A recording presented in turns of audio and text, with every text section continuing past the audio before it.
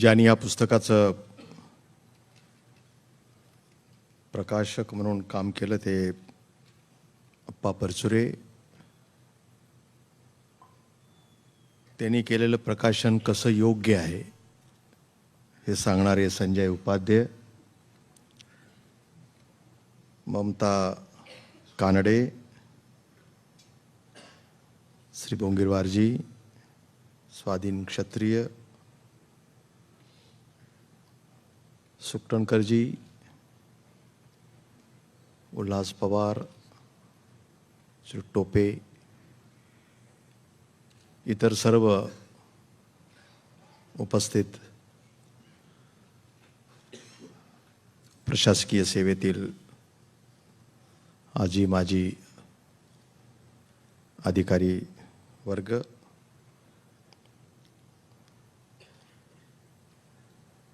आणि उपस्थित मित्र, मी सर्वप्रथम श्रीयुत बोंगीरवार आणि ममता कानडे यांना मनापासून धन्यवाद देईन की रमेशचंद्र कानडेंच्या अकाली निधनानंतर त्यांनी जे सेवेमध्ये असताना जी विविध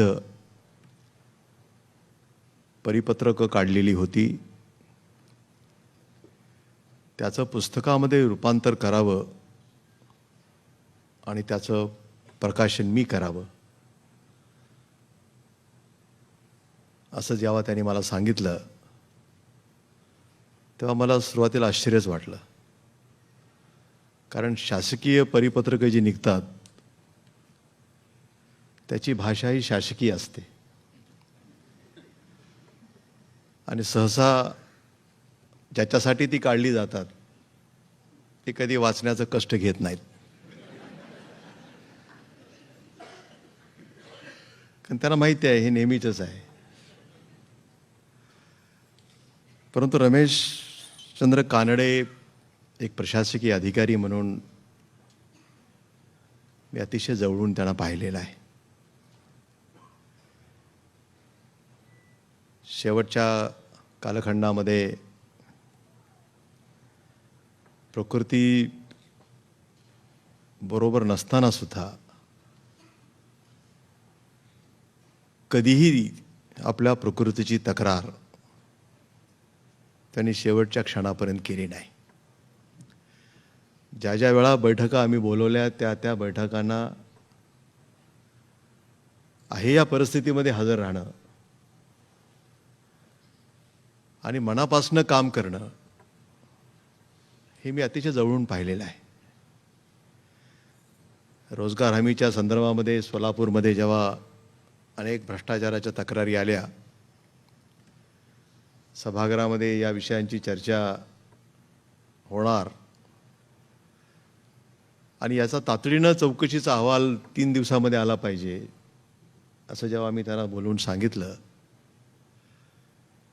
तेव्हा 3 दिवसामध्ये सोलापूरला जाऊन सगळी माहिती घेऊन त्याचा रिपोर्ट तयार करून आमच्यापर्यंत पोचवण्याचं काम करणारे कानडे हे मी स्वतः पाहिलेले आहेत. जिल्हाधिकारी म्हणून असतील, मी मगाशी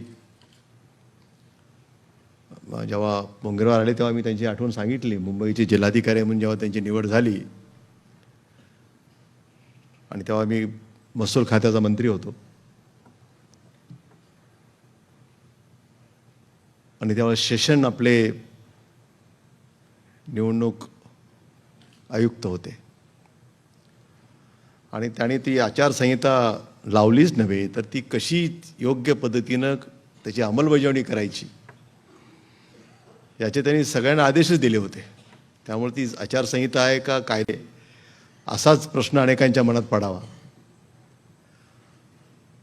आणि त्यावेळेला निवडणुका जाहीर झाल्या, आचारसंहिता लागू झाली, त्यांचा मुंबईचा कार्यक्रम आला आणि त्यांनी सांगितलं की सगळ्या मंत्र्यांच्या गाड्या ह्या तुम्ही ताबडतोब जिल्हाधिकारी कार्यालयामध्ये आणून रात्रीतनं लावून टाकल्या पाहिजेत असा आदेश आला. सकाळी जेव्हा मी उठलो तेव्हा मला सांगण्यात आलं की रात्रीच 1 वाजता रामटेकवरनं आपली गाडी जिल्हाधिकारी कार्यालयामध्ये जमा झाली. मी त्यांना फोन लावला सकाळी, म्हणलं कानडे साहेब एकदम काय असं अचानक काय किमान फोन साहेब काय करणार म्हणे, तुम्हाला माहिती आहे सेशनचा कायदा काय. त्यामुळं माझा नाईलाज आहे, मी त्या रात्री उठून तुम्हाला काही मी सांगू शकत नव्हतो झोपेतनं, परंतु मला माझं कर्तव्य पार पाडणं गरजेचं होतं. मला वाटतं की असे अधिकारी की आपल्या कर्तव्याचं पालन करताना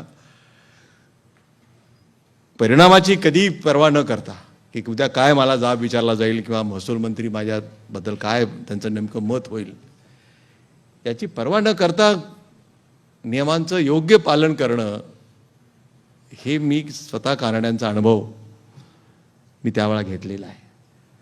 आणि म्हणून असा एक अतिशय मनापासनं सेवेमध्ये रुजू झालेला आणि ज्या अपेक्षा साधारणपणे प्रशासनामधल्या दोन ह्या महत्त्वाच्या बाजू असतात, एक निर्णय घेणारे राजकर्ते आणि निर्णयाची अंमलबजावणी करणारे अधिकारी.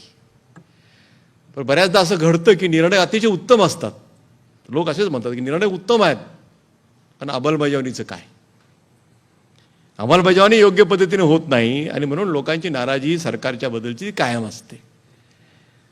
हा सतत वाद आणि विवाद हे निर्माण केले जातात आणि त्याची चर्चा सातत्याने घडत राहते. शासनाच्या ज्या अपेक्षा आहेत त्या पूर्ण करण्याच्यासाठी जिथं जे अधिकारी काम करतायत त्यांनी नेमकं कसा विचार करावा हे सांगणारं हे पुस्तक आहे.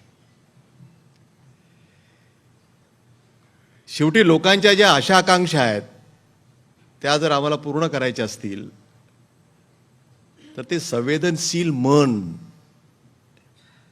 हे तिथं बसणाऱ्या अधिकाऱ्याचं असलं पाहिजे, हे सांगणारं ते पुस्तक आहे. लोक मोठ्या अपेक्षेनं सरकारकडच्या दरबारी येत असतात आणि आपले प्रश्न सुटावेत म्हणून ते प्रयत्न करत असतात आणि ते प्रश्न जर वेळच्या वेळी जर नाही सुटले तर मग त्यांना जे प्रश्न तालुक्याच्या पातळीवर सुटले पाहिजे ते जेव्हा सुटत नाहीत तेव्हा थेट ते मंत्रालयापर्यंत 6व्या मजल्यापर्यंत पोचतात. आज जर सकाळपासून जर आम्ही आमच्याकडे येणारे अर्ज किंवा लोकांच्या तक्रारीचा जर सहज जरी आढावा घेतला त्याच्यातले 80% प्रश्न असतात ते फक्त जिल्हाधिकारी किंवा तहसील कार्यालयामध्येच ते सुटण्यासारखे असतात. परंतु ते तिथं न न्याय मिळाल्यामुळं बऱ्याचदा त्यांना मंत्रालयापर्यंत यावं लागतं. मंत्रालयापर्यंतचा त्यांचा प्रवास टाळावा त्याला मदत करणार हे पुस्तक आहे. आणि म्हणून प्रश्न समजून घेऊन त्याला न्याय द्यायचा किंवा केवळ कठोर प्रकारचे परिपत्रक काढून की तुमच्या विरुद्ध अमुक अमुक कारवाई करू, तुमच्या विरुद्ध अमुक कारवाई करू, तुमच्या विरुद्ध मग इन्क्वायरी करावी लागेल, तुम्हाला मग समज द्यावी लागेल, तुम्हाला नोटीस द्यावी लागेल, तुमच्या विरुद्ध डिपार्टमेंटल कारवाई करावी लागेल वगैरे वगैरे परिपत्रकांची सवय आपल्याला आहे सगळ्यात, त्यात काही विशेष नाही आहे. परंतु मन परिवर्तन करण्याचं काम, त्याला आपल्या कर्तव्याची चांगल्या भाषेतनं समज देण्याचं काम आणि त्याला त्या कामासाठी प्रवृत्त करण्याचं काम, हे काम या परिपत्रकाच्या द्वारे घडतं. अतिशय साहित्यिक भाषा. मला आश्चर्य वाटतं की IIT मधनं ज्यांनी इंजिनिअरिंगची पदवी मिळवली ते IAS होताना मात्र आर्ट्सचे विषय घेतात. मोठी गंमत आहे.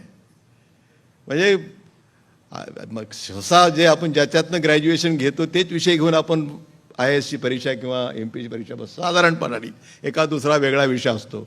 परंतु ज्याला आपल्याला वाटतं की या विषयातली आपली मास्टरी आहे, इथं आपण चांगले मार्क मिळवले तर आपल्याला सहज पुढे मार्क मिळवणं सोपं असतं, असा विचार करून विषयाची निवड करण्याची एका बाजूला आपल्याला सवय असते.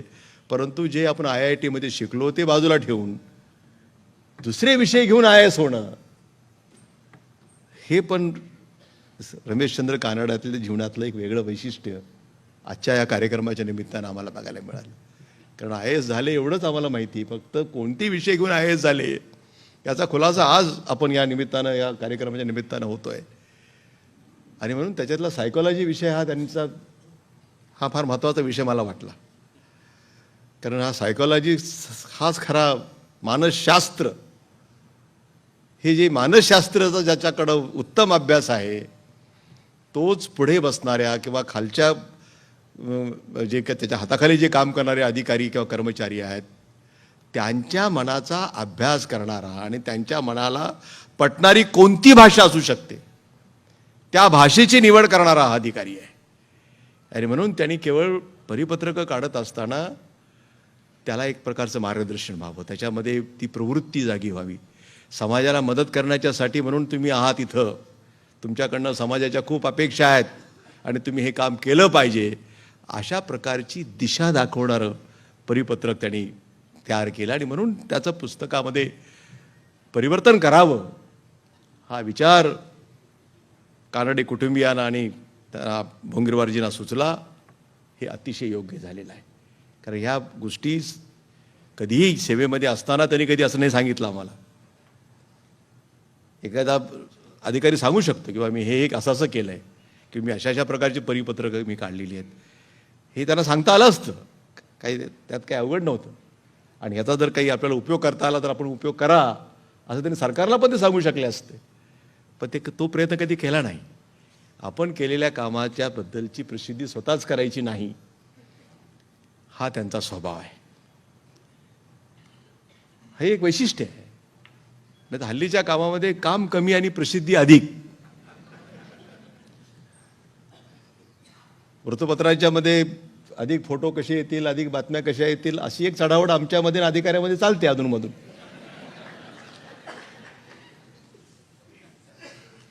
काय काय वेळा आम्हाला प्रश्न पडतो की हे काम आमचं आहे का त्यांचं आहे.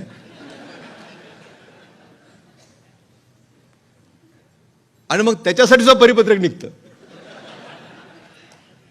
की पूर्व परवानगी शिवाय तुम्ही असे उद्योग करू नका वगैरे. कारण मग वरिष्ठाची अडचण होते की आपल्या खालचा अधिकारी जर जास्त पेपरमध्ये गेला आणि माझं नाव जर येत नसेल तर मग ती एक स्पर्धा सुरू होते. परंतु हे सगळं एवढं मोठं काम करूनही शेवटच्या घटकेपर्यंत कधीही प्रसिद्धीसाठी कानड्याने कधी काम केलं नाही. इतक्या जवळ असणारा अधिकारी, अनेक बैठकांच्या मध्ये अनेक प्रश्नांच्या मध्ये चर्चा आमच्याशी करणारा अधिकारी, कधीही त्यांनी हे मी असं केलंय किंवा माझी अशा प्रकाराने मी माझ्या अधिकाऱ्यांना मी मार्गदर्शन करतोय किंवा त्यांच्यामध्ये कामाचा उरक वाढावा किंवा त्यांनी अधिक लोकांची कामं करावीत या संदर्भामध्ये मी अशा प्रकारचे प्रयत्न करतोय असंही कधी कुणाला त्यांनी सांगण्याचा प्रयत्न केलेला नाही आहे. आणि म्हणून मला असं वाटतं की फार चांगलं काम तुम्ही केलेलं आहे. एक उत्तम अशा प्रकारची त्यांच्या सगळ्या परिपत्रकाला तुम्ही एकत्रित केलेलं आहे. आणि आता हे खरं म्हणजे जे म्हणून नवे लोक या क्षेत्रामध्ये येतील, प्रशासनाच्या सेवेमध्ये येतील, त्या सगळ्यांना याचा उपयोग झाला पाहिजे. कारण एक परिपत्रक काढलं ह्याचा अर्थ तर पुढे काहीतरी फार लवकर त्याचे संदर्भ बदलणार आहेत असं काही नाही आहे. कारण ही जी व्यवस्था आहे, सिस्टीम ज्याला आम्ही म्हणतो, या व्यवस्थेमध्ये परिवर्तन व्हायला खूप वेळ लागतो. पण कोणीतरी सुरुवात केली पाहिजे आणि ती सुरुवात कानड्यांनी केली त्या काळात. मग ते कोकणामध्ये काम करत असतील, ते मुंबईमध्ये काम करत असतील, ते आमच्या मराठवाड्यामध्ये काम करत असतील किंवा मंत्रालयामध्ये अनेक वेगवेगळ्या सचिव पदावर त्यांनी काम केलं, शिक्षण असेल, रोजगार हमी असेल, कधी तक्रार नाही केली. जो कुठला विभाग त्याला मिळाला तो विभाग स्वीकारणं आणि त्या विभागामध्ये काहीतरी करून दाखवणं. परंतु मला अमुकच एक विभाग कशासाठी दिला वगैरे कधीही तक्रार कानड्यांनी किमान माझ्या मुख्यमंत्री पदाच्या 7-8 वर्षाच्या काळात तरी कधी त्यांनी मला येऊन कधी असं नाही म्हटलं की हे कशासाठी माझ्याकडे तुम्ही असला विभाग दिलाय म्हणून. कधी नाही. म्हणजे याचा अर्थ असा की जी जबाबदारी देईल ती स्वीकारायची आणि तिथं जे काही चांगलं करता येईल ते करायचं. अशा विचाराचा अधिकारी आम्ही अतिशय जवळून पाहिलेला आहे. आणि म्हणून मला असं दिसतं की जे उपाध्यायांनी अतिशय चांगल्या शब्दामध्ये, कारण ते सुद्धा बँकेमध्ये अनेक वर्ष त्यांनी सांगितलं की माझा सेवेतला अनुभव असल्यामुळं त्याचा त्यांना एक फार मोठा फायदा, म्हणजे सेवेचा फायदा, आणि बँकेमध्ये असल्यामुळं अतिशय चांगला, म्हणजे यात काही वादच नाही. परंतु त्यांच्या विचारामधून प्रत्येक विषयाचा, प्रत्येक शब्दाचा नेमका काय अर्थ काढलेला अभिप्रेत होता. त्यांना कोणता त्या शब्दाचा नेमकं त्यांच्या मनामध्ये काय नेमके विचार होते शब्द त्या ठिकाणी लिहित असताना, याचं अतिशय उत्तम त्यांनी विवेचन या ठिकाणी केलेलं आहे. आणि मला असं वाटतं की हे पुस्तक हे केवळ एका ठराविक मर्यादित न राहता ते शासनाच्या जेवढ्या म्हणून आमचे कार्यालय आहेत किंवा जेवढ्या आमच्या लायब्ररीज आहेत तिथपर्यंत हे पुस्तक पोचलं पाहिजे. आणि तुम्ही उपाध्ये जे सांगितलं की आता राजांनी बोलावं, ते आता मी बोलतोय की हे पुस्तक शासनाच्या वतीनं आमच्या सर्व शासकीय लायब्ररीजमध्ये ते निश्चितपणानं विकत घेऊन ठेवलं जाईल. सप्रेम भेट म्हणून नव्हे, याची काळजी राज्य सरकार घेईल, कारण हे उपयोगाचं आहे. ठीक आहे, 100 लोकांनी हे पुस्तक वाचलं, किंवा 10 लोकांवर जरी परिणाम झाला तरी कानड्यांचं स्वप्न पूर्ण होईल आणि शासनाचं उद्दिष्ट सफल होईल. ही अशी मानसिकता आम्ही जोपर्यंत माइंडसेट, ज्याला आता हल्ली नवीन शब्द वापरतो आपण माइंडसेट, तो तयार करण्यामध्ये जर याचा थोडाफार आम्हाला उपयोग झाला तर खूप मोठं काम आहे. ज्या अनेक गोष्टी आम्ही करू इच्छितोय त्याच्यामध्ये किमान असा विचार करणारे सकारात्मक 2 विचार असतात आमच्याकडं. एक काम करण्याचा आणि एक काम न करण्याचा. अनेक आमच्याकडे फायली रोज येत असतात. खालचा अधिकारी निर्णयच घेत नाही, करावे किंवा कसे.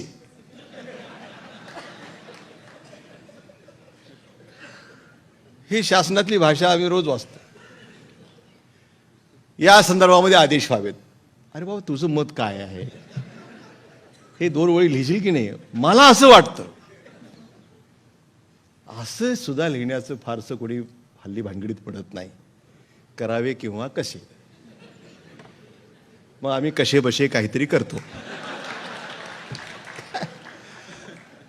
प्रशासनामध्ये निर्णय घेण्याची जी क्षमता आहे ही दिवसेंदिवस कमी होत चालली.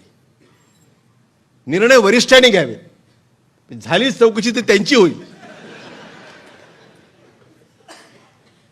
असा एक नवा ट्रेंड या आमच्या क्षेत्रामध्ये अधिक पद्धतीने आता पुढे येतोय. पूर्वीच्या काळामध्ये स्पष्टपणाने लिहिणारे अधिकारी आम्ही पाहिलेले आहेत. ठीक आहे, तुमचं काय वेगळं मत असेल तुम्ही ओव्हररूल करा, तुम्ही तुमचं मत मांडा, असे करणारे अधिकारी आहेत. असं काही नाही तर सगळेच असं नाहीत. फक्त शक्यतो बहुतेक लोक बॅलन्स, असं म्हणजे काय नेमकं करावं, म्हणजे ते गोंधळलेले आणि त्याच्यापेक्षा आम्ही अधिक गोंधळलेले, ही एका बाजूला परिस्थिती असताना मला असं वाटतं की या पुस्तकामुळं किमान काहीतरी लोकांच्या अपेक्षा पूर्ण करण्याच्यासाठी 2-5% जरी याचा परिणाम झाला ना, प्रशासकीय सुधारणा करण्यासाठी जेव्हा आम्ही पुष्कळ गोष्टी करतो, ॲडमिनिस्ट्रेटिव्ह रिफॉर्म्स असं म्हणत राहतो आम्ही सारखे, मला असं वाटतं की हे पुस्तक त्या दिशेनं काम करणारं पुस्तक आहे. नुसतं काहीतरी मोठमोठ्या कमिट्या नेऊन ॲडमिनिस्ट्रेटिव्ह रिफॉर्म, त्याचा पहिला ग्रंथ, पहिला खंड, दुसरा खंड, तिसरा खंड आणि चौथा येईपर्यंत पहिल्याची धूळ कोण काढणार, अशा अनेक प्रसंग दररोज आम्ही आमच्या प्रशासनामध्ये पाहतोय. अशा वेळी फार मोठे पुस्तकं काढणं आणि रिफॉर्मच्या बद्दल रिकमेंडेशन करणं हे काम आम्ही सुरू ठेवू. तर आता आम्हाला प्रत्येकाला काम द्यावं लागतं, म्हणजे सरकारचं कामच आहे काम पुरवणं. परंतु किमान हे पुस्तक बाकीचे रिफॉर्म तयार होईपर्यंत